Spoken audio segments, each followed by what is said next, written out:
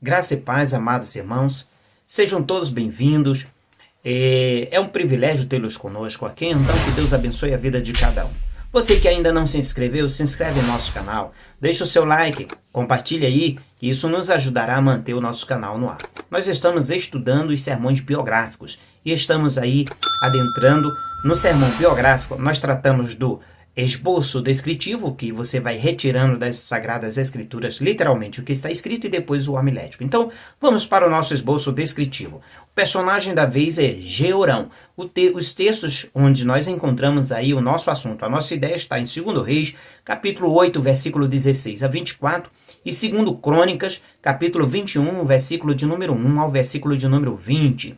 Então nós encontramos aí Jeorão, ou Jorão, que é a forma abreviada do seu nome, e citamos aí uma das obras que nós deixamos lá elencadas no vídeo de número 2. São obras básicas para o estudo da Palavra de Deus e também de sermões bíblicos. Uma das obras é justamente essa, a pequena enciclopédia bíblica do Orlando Spencer Boyer, e você vai encontrar lá alguns detalhes, inclusive aí esse detalhe que é o significado do nome de Jeorão, ou a abreviatura do nome Jeorão. Primeiro lugar que nós encontramos nesses textos aí, o nosso assunto, a nossa ideia. Veja só, primeiro tópico aí. Subiu ao trono do lugar do seu pai, o bom rei Josafá. Então ele assumiu o reinado. 2 Reis, capítulo 8, verso 16 e 17. 2 Crônicas 21, 1 a 3. Então Deus coloca ele no lugar do seu pai. Ele é o primogênito, o seu pai o elege e ele assume o reino. Número 2. Ele matou todos os seus irmãos à espada e alguns príncipes, segundo Crônicas 21, do 4 ao versículo de número 5. Então veja que nós estamos pontuando aquilo que aconteceu na vida dele, na trajetória dele, né, que são mais importantes assim, que salta aos olhos do texto bíblico. Número 3. Ele fazia o que parecia mal aos olhos do Senhor e uniu-se a uma idólatra. Segundo Crônicas 8 e 18, ou melhor, 2 Reis 8 e 18 e 2 Crônicas 21, do 6 ao 11. Ele se casou com a Atalia, que era, no caso, a filha de Jezabel e Acabe. Então, nós conhecemos a história de Jezabel, uma das piores mulheres que apareceu no cenário religioso e judaico aí da nação de Israel, e ela traz aí o culto a Baal, e enfim, o povo começa a desviar-se, apostatar-se da verdadeira fé no Deus verdadeiro e começa a adorar outros deuses. E ela é filha desse casal que infelizmente procura o mal, procura a apostasia e se desvia de Deus, e ela também leva o seu marido, no caso Jeorão, ele segue os mesmos caminhos tanto de Acabe quanto de Jezabel, acompanhado da sua esposa Atalia. Em quarto lugar, ele persistiu na sua impiedade, apesar da advertência de Deus, de acordo com 2 Crônicas 21, versículo 12 a 15, Deus o adverte, quer trazê-lo de volta, que gostaria que ele se arrependesse. Então Deus começa a diverti-lo para que ele possa tomar novamente o caminho da palavra de Deus, fazendo as coisas corretas, mas ele persiste na sua impiedade. É um homem de coração obstinado. Mas em quinto lugar, nós encontramos também que ele não se arrependeu e morreu sem deixar de si saudades algumas. 2 Crônicas 21, 16 a 20 vai nos mostrar isso. Infelizmente, essa é uma dura sentença, uma dura realidade, mas ele escolhe esse caminho. Bem, de acordo com esses textos que nós acabamos de ler, de apresentar, nós podemos extrair o nosso tema.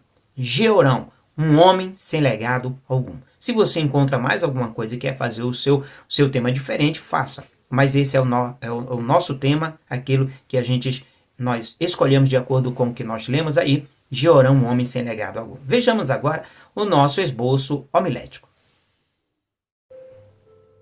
Em relação ao nosso esboço homilético, nós temos aí uma mensagem subordinada ao tema Jeorão, um homem sem legado algum. Os textos, 2 Reis, capítulo 8, versículo 16 a 24, e 2 Crônicas 21, do 1 ao 20. Nós vemos aqui na história de Jeorão algumas características do homem que se vai sem deixar nenhum legado. Por que ele se vai sem deixar nenhum legado? Veremos a seguir. O que é legado? É algo de valor deixado para alguém por um testador.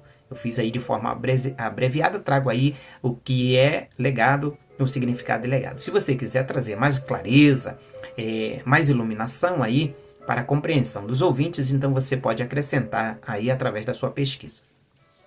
Então vamos lá. A primeira característica do homem que se vai sem deixar nenhum legado é que ele nasce para exaltar a Deus, mas se recusa a fazê-lo. Segundo Reis 8, 16, 17, segundo Crônicas 21, do 1 ao 3. Observe que o próprio nome Jeorão significa Jeová é exaltado. Ele nasceu para isso. O seu nome aponta, nas entrelinhas nós encontramos isso, está apontando para o seu ofício, para aquilo que ele deveria fazer, para o seu objetivo de vida, deveria ser esse, mas ele se recusa a fazê-lo. E nós, olhando para a Bíblia, no contexto geral da Bíblia, o homem nasceu para a glória de Deus, para louvor da sua glória, para engrandecimento do nome do Senhor. Mas o homem se recusa a fazê-lo. Está lá em Romanos capítulo 1, 2 e 3, o homem se desviou do propósito divino, do propósito que Deus preparou para a sua vida, assim como Jeorão se desviou do caminho. Ele deveria exaltar a Deus, mas se recusa a fazê-lo. A segunda característica do homem que se vai sem deixar nenhum legado é que ele age com impiedade, priorizando o poder e a fama. Os dias atuais, eles nos mostram isso de forma clara. Se você lê uma revista, assiste a algum documentário, a televisão, as redes sociais, você vai encontrar isso. Pessoas que dão mais valor à fama, ao poder, ao grande nome do que as pessoas. Então Jeorão faz isso. E além de fazer isso, ele mata os seus irmãos e os príncipes ali, alguns dos príncipes do seu reino, mostrando também que ele está eliminando, né, alguém que possa ofuscar a sua fama, o seu poder, a sua beleza e assim por diante. Então ele faz isso. E nos dias atuais nós estamos vendo isso também. As pessoas tentam eliminar a concorrência, entre aspas, né, que estão aí para ofuscar a sua luz, a sua grandeza, o seu poder, a sua fama, o seu nome e assim por diante. Está aí, 2 Crônicas 21, versículo 4 e 5. Terceira característica do homem que se vai sem deixar nenhum legado é que ele promove a apostasia, unindo-se aos mundanos.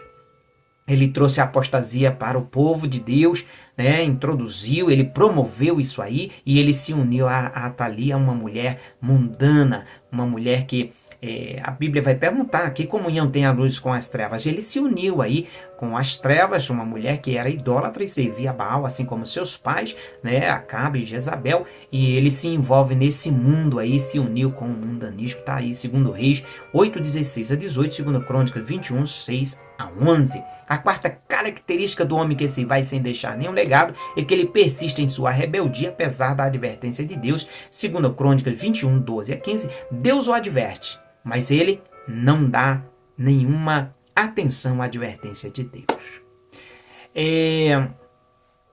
A quinta e última característica do homem que se vai sem deixar nenhum legado é que ele não se arrepende e morre sem deixar de si saudades alguma. Está lá em 2 Crônicas 21, 16 a 20. Isso é muito triste, é algo muito duro, mas essa é a sentença para quem vai sem deixar nenhum legado e não se arrepende, né? Então ele morre sem deixar saudades alguma. A aplicação dessa mensagem é a seguinte. Cortella tem um livro intitulado Viver em Paz para Morrer em Paz. Neste livro ele faz a seguinte pergunta: se você não existisse, que falta faria?